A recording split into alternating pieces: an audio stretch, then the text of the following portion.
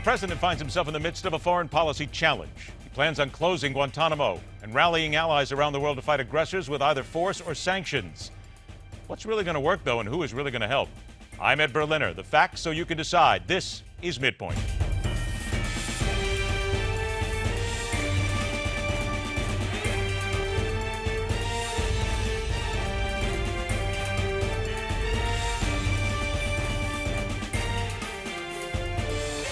I believe in a smarter kind of American leadership.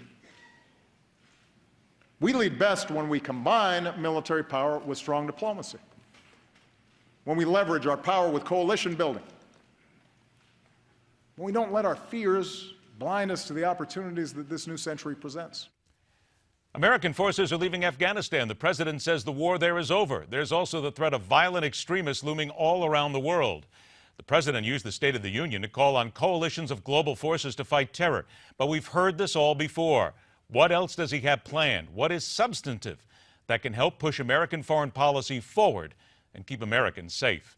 Let's welcome to Midpoint a career Army officer, now the senior political scientist at the Rand Corporation. Richard Brennan joins us today. Richard, thank you so much for being here. Thanks for having me, Ed.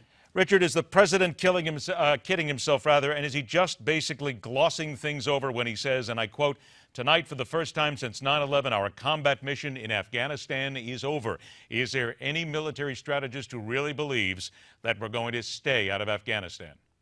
Well, absolutely not. And again, if you go back to November and December of 2011, our combat mission in Iraq was supposedly over too. But just like the situation in Iraq, the war continued. And the war will continue in Afghanistan after we leave. And that's a challenge that we currently have. And I find it remarkable that in the entire State of the Union address, the president never used the word al-Qaeda. Even though al-Qaeda and its affiliates like ISIS, like the al-Nusra Front, also in Syria, like the al-Qaeda in the Arabian Peninsula, today we are facing a Islamic, radical Islamic ideology sponsored terrorist organizations that spawns a world that is much more strong than it was in 9/11, and we are not really confronting it in the way that we need to. Richard, let me play that devil's advocate here for a moment. Certainly he did not mention the words al-Qaeda in the State of the Union address. But maybe, and again, this is just playing the other side of the ball here, that was by purpose, simply because he did not want to give them any more credit, did not want them to bring them out in the open again. Because let's be really honest here, al-Qaeda, ISIS, and all the others, they love the publicity. They eat this stuff for lunch, so maybe the president did this purposely. And maybe he thinks it was a good idea just to kind of let the sleeping dog lie.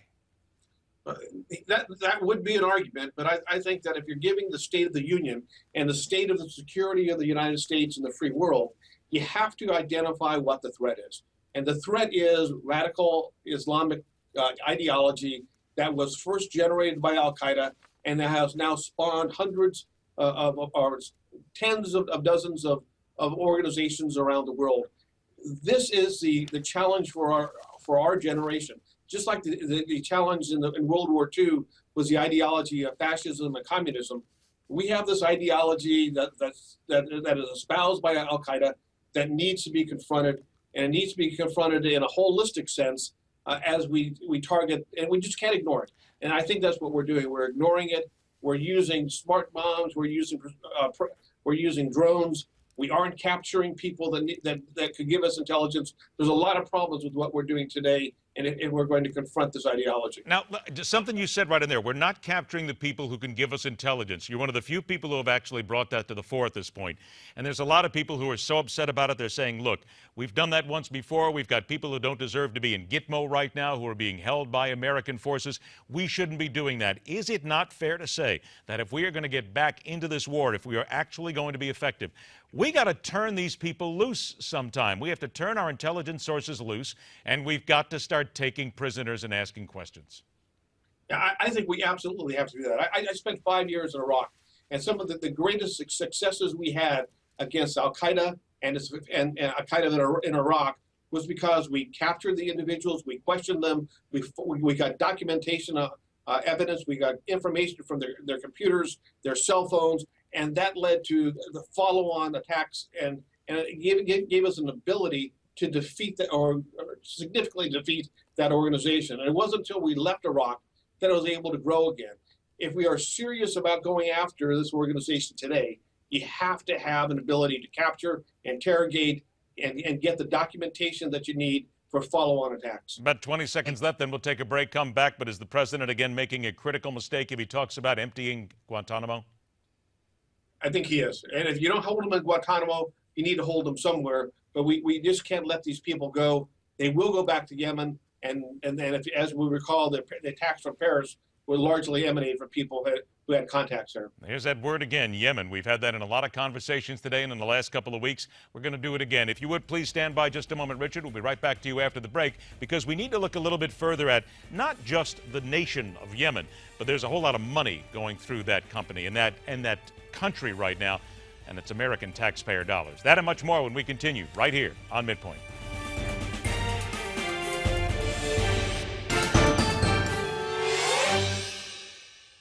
Welcome back to Midpoint. Senior political scientist at the RAND Corporation, Richard Brennan, joins us on the show. Richard, you mentioned Yemen in the last segment, and I want to get down to that right now because we've talked about it over and over again here for the last couple of weeks. But to many people, it seems to be rather obvious. We have a country here that in many ways harbors terrorists. There are terrorist training camps there. They claim to be doing everything they can to stop the killers from coming out of Yemen, yet we continue to see that used as a base. American taxpayers are coughing up millions of dollars to send to the Yemen government. We don't know where it's going. We don't know whose hands it's winding up in. A lot of it could just be winding up in Swiss bank accounts at this point. Is it, or does it make any sense whatsoever for us as a government to go to these governments, these other countries where we know terrorists are, we know they're not helping us, and say, you want to help? Fine. Time to do your part, or we cut off the dollars? I think we absolutely need to be putting more pressure on these governments, and it's not just Yemen, but we go to other countries such as Saudi Arabia and Qatar, for example. But Yemen is a really interesting problem set, because you not only have the fact that we're supporting the government of Yemen against its fight against Al-Qaeda in the Arabian Peninsula, but you also have the Iranians funding the other side, so the Shia version of Al-Qaeda. And this is where you come into the situation where Islamic radicalism, one from Sunni and one from Shia, are fighting each other for control. And to a very large extent, there's a large Sunni-Shia civil war taking place, both radical, and one happens to be the country of Iran and the Islamic Republic that's ruling it right now. And we just need to understand that we can't be doing business with either Iran or the other side, and we've got some problems with many of the other countries in the region. Let me ask you this. Apparently there's a story coming out here. It's been checked now by a couple of different sources. Says the government in Yemen has now reached a tentative agreement with the rebels there. They will defuse the country's political crisis. But here's what I found interesting. It says the agreement includes a clause that would answer the rebels' demands to amend the Constitution and expand their representation in the parliament and in state institutions. Is this not what we are seeing in many places? We are seeing killers. We are seeing terrorists become parts of government, and that means that let's not even worry about getting them out. They are now going to be part of the people making the decision-making process in Yemen, certainly in Iran and other places, and that brings with it its own sense of problems. It absolutely does. I mean, we have to be careful when we use the word democracy. So we use it too frequently to say that people are getting a vote. But democracy, especially liberal democracy, goes much further than that. Iran is not a democracy. Palestine is not a democracy. What's going on in Yemen will not be a democracy. These will be countries that will be making deals with the devil so that the political leadership will be able to stay in power. And we have to look at this through clear eyes and understand that this is a problem that we have to attack. And again, is attacking the ideology, and understand that this will be a generational issue that we need to be forthcoming on how we're going to attack. You use the word Iran. There's another country there. The president in the State of the Union basically indicated that he would not be cowed by the Republicans. He will continue to move ahead on negotiations regarding nuclear devices, nuclear power, if you will, and potentially even nuclear weapons for Iran. Is he making a dangerous and potentially fatal mistake? I think it's very dangerous to be able to look at our negotiations with Iran. Remember that Iran has been at war with the United States since it took over in 1979. It was responsible for the bombings in Beirut. It was responsible for bombings throughout the region. During our 10 years in Iraq, over half the casualties that were inflicted on the United States were caused by Iran and Iranian-sponsored militias. They support Hezbollah and many other terrorist organizations in the world. They have consistently told us they weren't going to do it, and yet they continued, and they would renege on what they said. You can't trust that government, and I think that if you're going to have negotiations, which is probably an important thing to do, they ought to be linked to very concrete change, and I haven't seen no concrete changes as a result of negotiations taking place so far. I only got a few seconds left, but I saw this actually come out of the Boston Globe on Monday. It said that U.S.-Russian cooperation to keep potential nuclear bomb material out of the hands of terrorists largely came to an end last month. That again shows that once again we have to worry now, not necessarily about a nuclear Russia, but where that nuclear material is going.